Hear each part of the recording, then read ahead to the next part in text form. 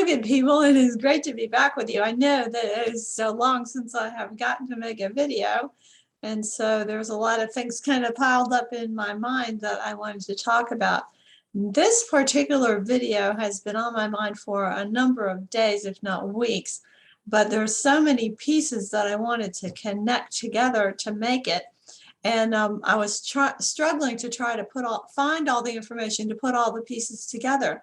But I was very blessed within the past few days because some other people on the internet have kind of put together a lot of the pieces for me. And so I can talk about it much more easily now than I could have just a few weeks ago. So there are several other people's work online that are really going into my thinking on this video, and I want to mention them up front, and I will of course put links to their work in the description. The first one is James Cortez.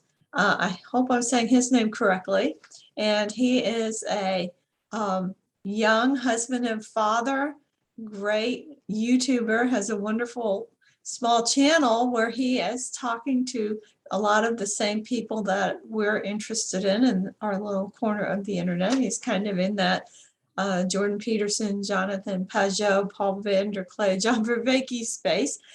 And he also has done some reading from early church fathers on his channel, which gives you a chance to listen to the readings of some things that you might not have been familiar with. Very interesting.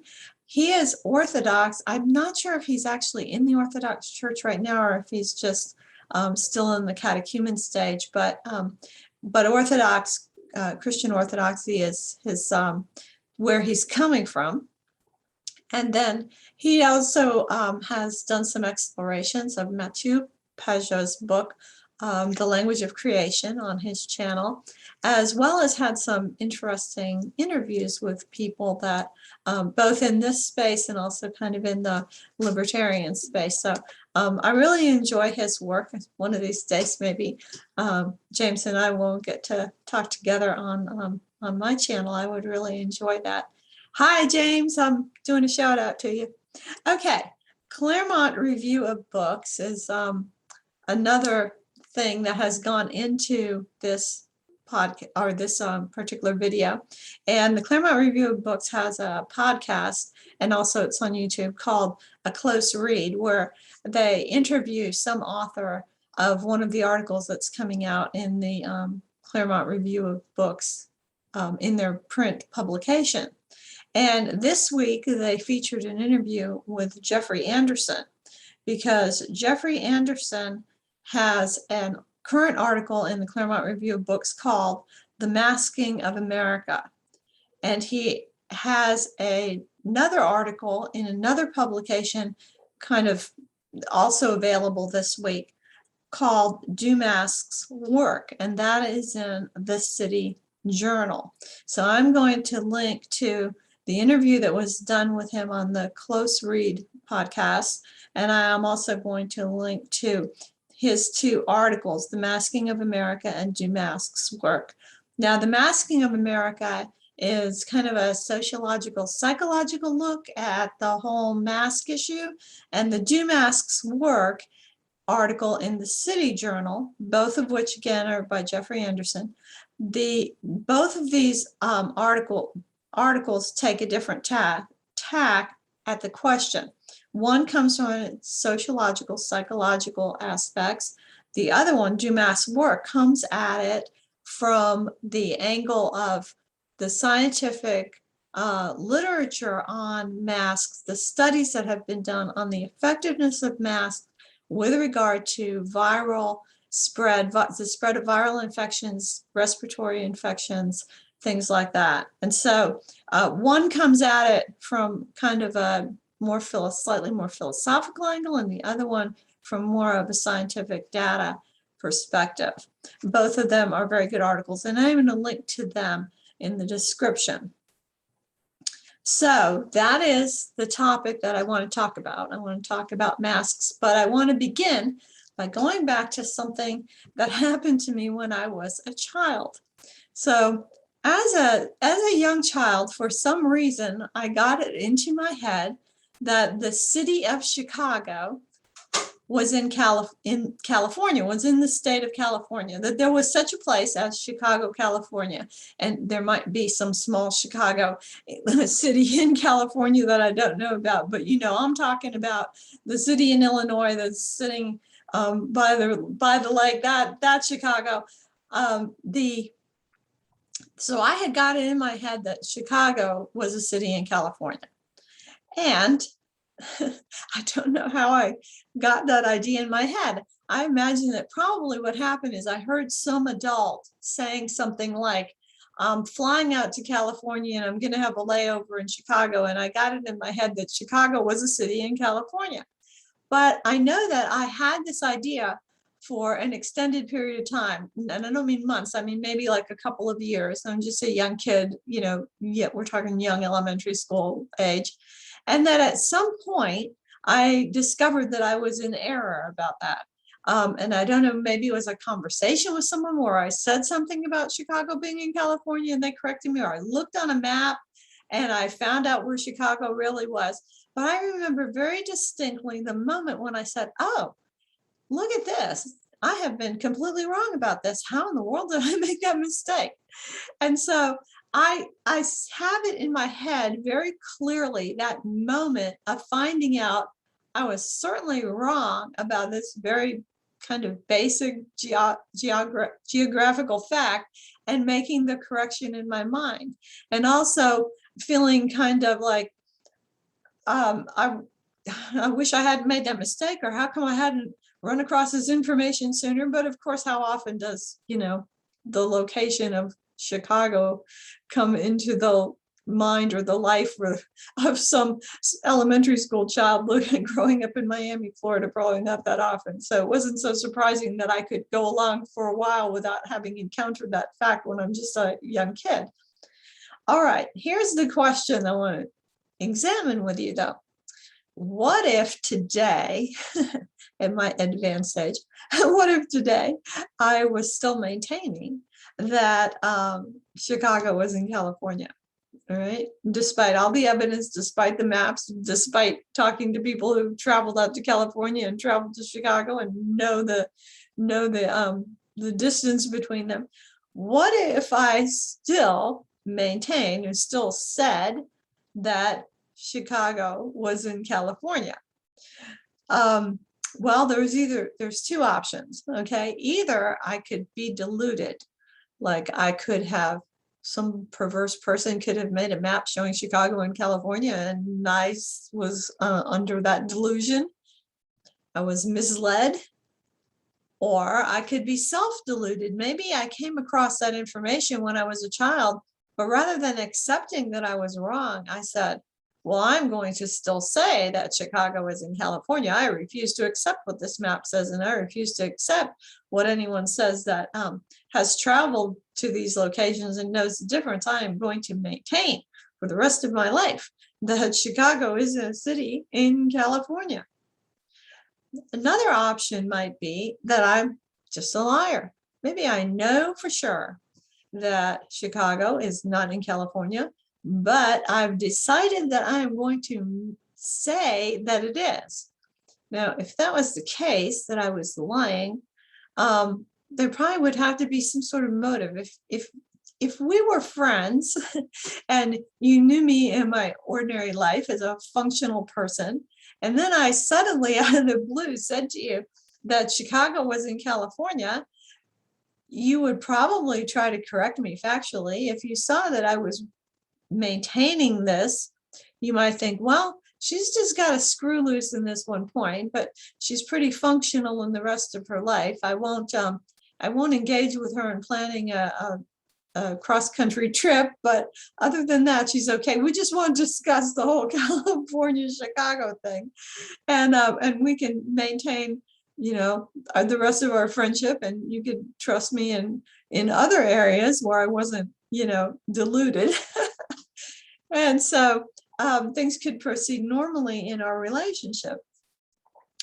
But if you thought that I was actually lying, intentionally lying about this, you might, and refuse to admit it, you might have a different attitude toward me. You might wonder, wonder what other things she's willing to lie about, if she is willing to lie about this, or why, what kind of gain, personal gain, does she have that is making her maintain this lie? Like, am I shipping things to California on behalf, to Chicago on behalf of people, but charging them the rate it would be to ship them to California, making more money in some nefarious way? You kind of wonder what would be the motive for lying about that. If I wasn't lying and I was merely deluded, you might put some limitations on me. Like, for example, I would not be the person that you would choose to teach North American geography, right? You wouldn't count on me to plan a cross-country trip with you. You recognize that I am not an authority on that matter, for sure, and should not be trusted in that area. However, as long as I wasn't actually lying intentionally, we could probably be friends, and maybe you would just conclude that I had some kind of geographical dyslexia or something. It would be entirely different, though, if you thought I was lying, because that would extend to a character issue, and you would wonder if you could trust me about other matters. So the suspicious questioning of someone when you conclude that they're lying, the questioning of their motives and wondering, well, what other thing do they have to gain?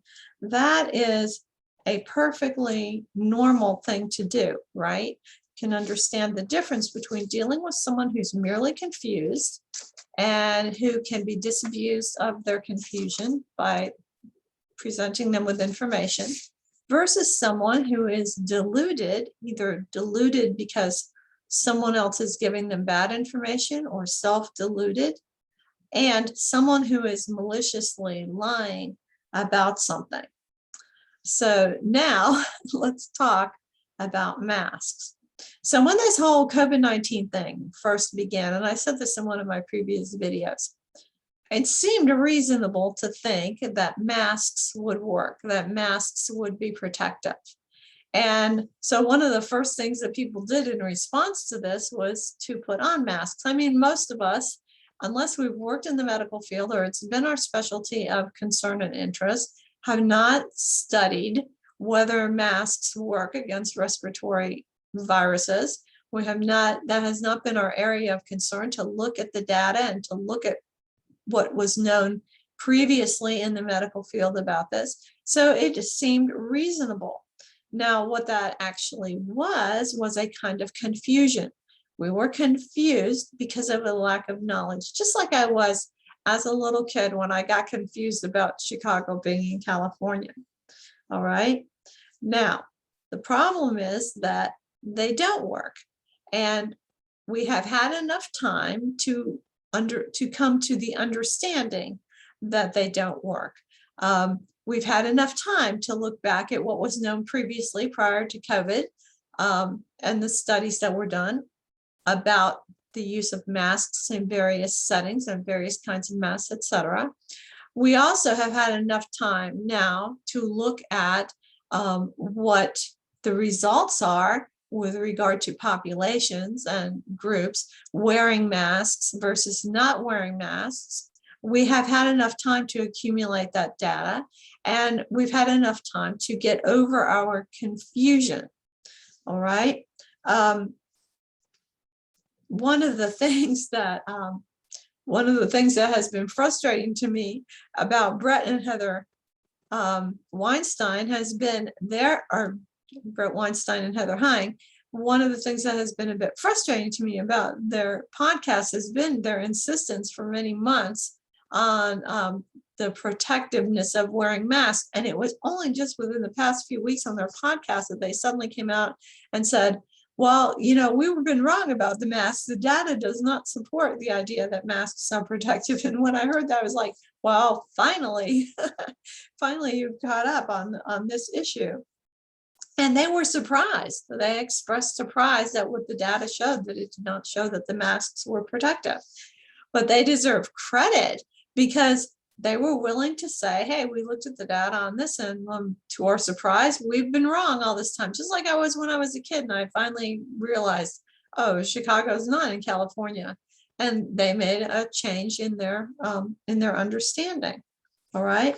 So initially they were confused, but because they were honest and they're open to new information, their minds could be disabused. They could update their understanding of the facts. They weren't in love with or enamored with or idolizing their idea about masks, so that their ego was so involved that they had to maintain their previous understanding. They weren't so unhealthily attached to this idea of masks that they fell into a delusion of maintaining that the masks work in the face of all the evidence to the contrary. Once the evidence is, well, evident, then maintaining the contrary discredited position is simply wrong. It may be a matter of confusion, and I will admit to you that this is a confusing matter, because if you are relying on certain authorities for your information about this, you are going to get messages telling you that that you should wear masks, and masks are protective, that you are supposed to wear masks to protect you or to protect others. And sometimes it's to protect you, sometimes it's to protect others. And, you know, it's this whole my mask protects you, your mask protects me garbage that you hear over and over again. The other day I was in the grocery store and they were piping through the loudspeakers to everybody this whole, you know, mask business. And I thought, what is this? Is this like living in North Korea now? We're going to have government propaganda piped through the loudspeakers as we go about our daily business. It's just become kind of ridiculous. But confusion can be remedied by a sincere search for the facts of a matter. All right. And the truth of it is that it's pretty clearly demonstrated that masks do not work. At least they're not working for the thing that is claimed, which is protection against the respiratory virus. There has to be a willingness, though, willingness of spirit, humility, to be willing to look at the evidence. Now, the other condition, that is delusion and dishonesty, are not as easily dealt with. So a confusion can be dealt with by a presentation of the facts of the matter becoming clear. But if someone is deluded, or if they're simply dishonest and lying, those things cannot be so easily dealt with. Let's start with the deluded. Okay, so a lot of people are not merely confused, because remember, if they're merely confused, they can be unconfused. Their mind can be disabused by presentation of the facts. But some people are actually deluded about the whole mask business. They may be deluded because they just want something that makes them feel protected, and so they're going to insist on this regardless. They may be deluded by propaganda from people who are insisting that this is the right thing to do, or by social pressure saying if you don't wear the mask, you're a bad person and you're trying to harm other people, et cetera, whatever. They may be deluded. And we can have some empathy for them, we can have some sympathy or some empathy. We can be gentle with them. But here's one thing: if you're deluded about this matter, you don't get to be in charge. You know, like if I were still deluded about Chicago and California, I should not be in charge of planning a cross-country trip. Well, people who are still suffering under a delusion about masks, they should not be in charge of what the rest of us are supposed to wear or not wear, or how the rest of us are supposed to protect ourselves against this virus. They've lost all authority because they are sitting in a state of delusion. All right. We don't have to listen to them. We don't have to obey them. We can tell them that they're confused. And if they refuse to accept facts, then we can recognize that they're deluded, and we can just go on about our way, let them do what they want. But they have lost authority to tell the rest of us what to do. Okay. Those who are deluded lack the mental capacity to exercise authority in that area. That doesn't mean that they lack all ability to exercise authority in other areas. It doesn't mean, for example, if they're the boss of a company or something like that, or leader at some workplace, and they're trying to insist everybody wear masks to be safe from COVID, they really do not have any legitimate authority in that area. They may still have their legitimate authority in the arena of the other aspects of that business or that job. But the rest of us are not obligated to obey them, period. Now, we may be forced to if we work for a job and they're insisting that everyone has to wear masks, or they have some punishment they're going to bring down on your head. But we have every right to resist them to the fullest extent that we can. And if they don't have that kind of authority over us, if it's just some stupid sign in a store window or something about masks, we should push back against that, because otherwise we're just playing into their deluded fantasies.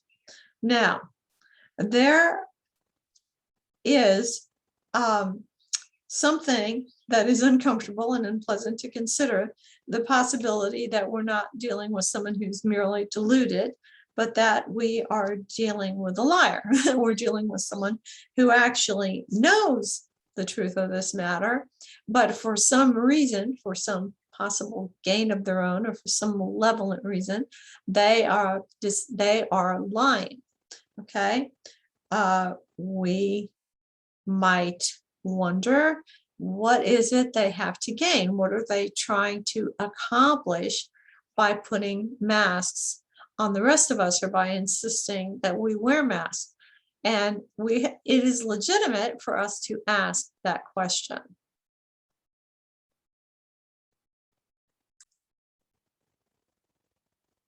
See, when we're dealing with someone who is actually lying, and they're trying to shape our behavior by their lying, we're in a different situation. We really have a moral obligation to push back against that. We have a moral obligation to tell the truth. And this was really brought home to me a lot by James Cortez' recent reading on his channel of Alexander Solzhenitsyn's essay, "Live Not by Lies." That is also the title of a recent book by Rod Dreher, "Live Not by Lies," talking about how people made it or survived. At least part of the book is about how people survived through some of the oppression of the communist regimes in Europe. So we're faced with a different situation, and the situation is certainly tangled up, because we're dealing with some people who are confused. We may still ourselves be in a state of confusion. We're dealing with some people who are deluded, who are clinging to something that maybe out of fear or out of authoritarianism that's coming down upon them. And we're dealing with just flat outright liars who are attempting to shape our behavior in harmony with their lies. So it's a very tangled up situation, as things always become very tangled up when people engage in lying. And so that is why that essay, "Live Not by Lies," is so important, because it gives us kind of a stance to take versus this entire situation of having people in positions of authority and power who are lying to us. Okay, let's talk about masks in the church. So the churches, and I'm Catholic, so I'm kind of talking about the Catholic Church, but this extends to a lot of other, extends into the Orthodox, extends to Protestants. There's certain positions that have been taken. One thing that we can see is that for the most part, there has been a kind of capitulation, a sort of we could say at first a kind of willingness to go along with whatever the secular authorities said under the guise of protecting people from the virus.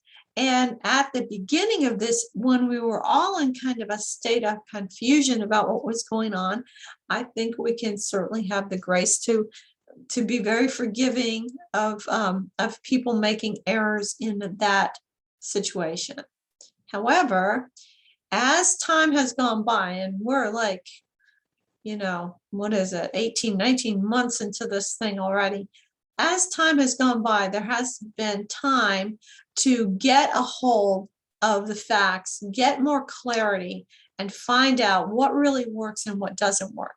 And if we're still in the mentality that we were in March of 2020, and we're not making progress in our thinking, and we're not improving our understanding and our ability to deal with this situation, then that's a real problem. If you are a person whose mind is stuck in March of 2020, then you can stay there if you like, but you have no legitimate authority to tell anybody else what to do about this situation.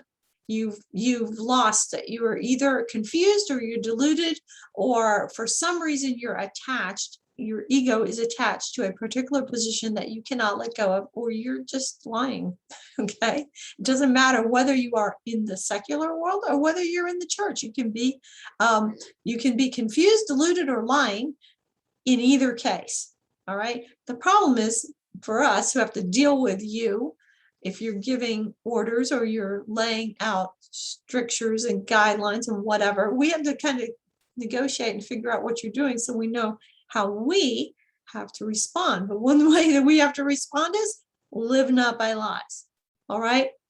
If I put a mask on my face, I am putting a lie on my face, because I am putting on my face a signal that in some way this mask is going to protect me or protect others against this respiratory virus, and it's not. And because it's not, I'm putting a lie on my face. If I tell other people to put a mask on for that reason, then I am telling them to put a lie on my face. Now, what if I say, well, I know the mask doesn't really do anything. It's not really helping. But, there's these other people that are very nervous, and I don't want to make them nervous or frightened. And so I'll wear the mask for their sake. And I was in that mode for a while. Okay. Here's the problem. You're not helping people who are afraid of this thing by wearing masks. The mask itself is a sign of fear. So you're just propagating more fear. But there's an even worse problem about that, which is that if someone is really and truly extremely vulnerable from a physical standpoint to this virus and they need to be protected, then pretending that they're going to be protected by a mask is not useful to them. It's not helpful to them. It's not really loving. It would be more loving to say, look, the mask is not going to protect you. Here are some things that will protect you. There's another aspect of this, and that is, why are people in such a state of fear? A lot of the fear is driven by other lies. So the danger of the virus to most people has been exaggerated. We know that the danger of the virus is very stratified according to age, but younger people are being made very afraid by it not being clearly laid out who the danger really is to older people. And also the fact that there are many things that people can do to protect themselves, to keep themselves safe, that have more to do with what they eat, supplements they can take, etc., rather than wearing a mask. In other words, the mask is a false protection, but there's real protection that people are not being told about. In some cases, this real protection is being actively suppressed by authorities for their own nefarious purposes. There's another reason why people are so afraid, and that is that their sense of agency and control is taken away from them and they feel powerless, right? Many people do not know that there are things that you can do even if you get sick that can greatly reduce the amount of time that you're sick and the severity of the illness. And that these are things that you can have in your house that you can take and that you can do to help yourself and to help members of your family if someone does get sick. That information is not being widely distributed. It's certainly not distributed well by the authorities at all. And in fact, in many cases, again, it's suppressed. And so that drives the fear. People are afraid because they have an exaggerated sense of the danger of the virus, number one, and secondly, a sense of powerlessness of what they can do. And they feel like the only thing they can do is put on a mask. And so that's what they fall back on. And this is a lie, okay? It is if you are walking into church with a mask on, or if you are a priest or a bishop telling people that they should wear masks when they come to church, you are participating in a lie. You're putting a mask on, you're putting a lie on your face, and you're telling other people to put a lie on their face. And this is simply wrong. We have to get out of this entanglement in this lie in some way. And the only way to do it is to start telling people the truth. The masks do not protect you from the virus. Take the masks off. The lie, though, has become more entangled since the vaccines, the injections that they're giving people, because now we've got a case where you actually have bishops, you actually have churches saying, as you have secular authorities in some settings saying, if you're vaccinated, you don't have to wear a mask. And if you're not vaccinated, you have to wear a mask. So now we're going to make this distinction. This is based on another lie. What is the lie this is based on? So you're compounding the lie that the masks are protective with a second lie that says that if you are vaccinated, so-called vaccinated, then you're not in danger of contracting or spreading the virus. But if you're unvaccinated, you are. Well, in recent weeks, that whole thing has fallen apart completely, because we now know that people who are so-called vaccinated are just as susceptible to contracting and spreading the disease as people who are not vaccinated. And so you just compound the lie by trying to make this distinction between these two groups. There's another aspect to it, which is because of that rule that if you have had the injection, you can go to church without a mask. But if you haven't had the injection, you're supposed to wear a mask. Now what happens if someone who's not injected walks into church without a mask? What you're doing is you're claiming the right to interpret what they're doing as a lie. So if I walk into church unmasked and I'm not injected, then I'm supposed to be saying, by my face not being covered up, I'm supposed to be making the statement that I am actually injected. Okay.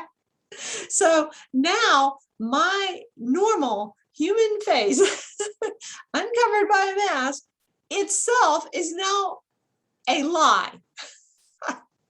We're all getting completely tangled up in the lie. And, this is disconcerting.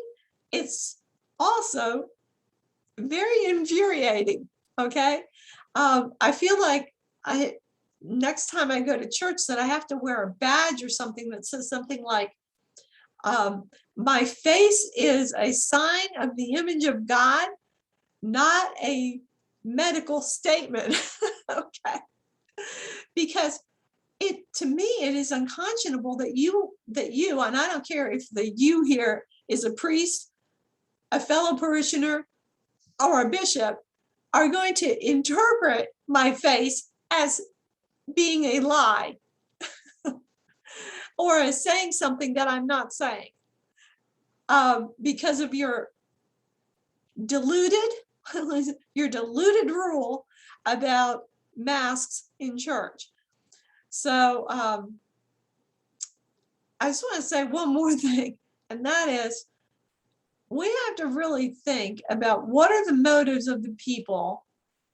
Well, I'm going to just deal with those outside of the church who are insisting that people wear masks. And this is something that is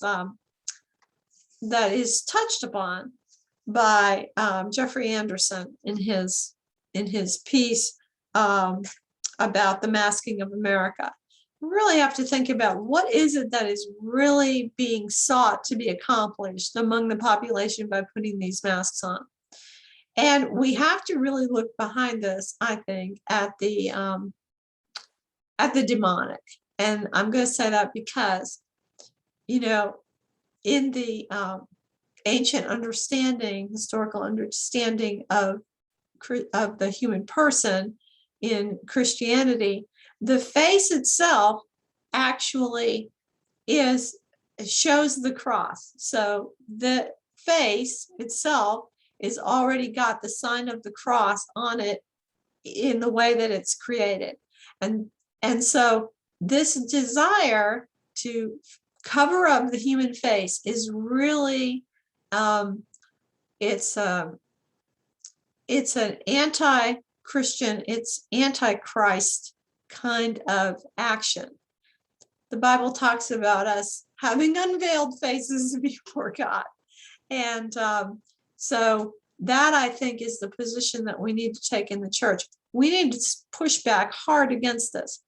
Some people might say, well, good grief, why are you talking about masks? I mean, we've got medical mandates coming down. We've got, digital ID cards being proposed that'll, control everything that we do, including controlling our access to our funds in our bank based on whatever status we have before the government and social credit score like they have in China and all that.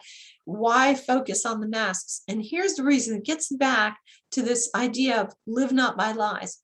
It's because the mask was the first lie that they got us tangled up in as this whole thing came down upon us. That was the first lie that many of us started to participate in because of confusion, which can certainly be forgiven.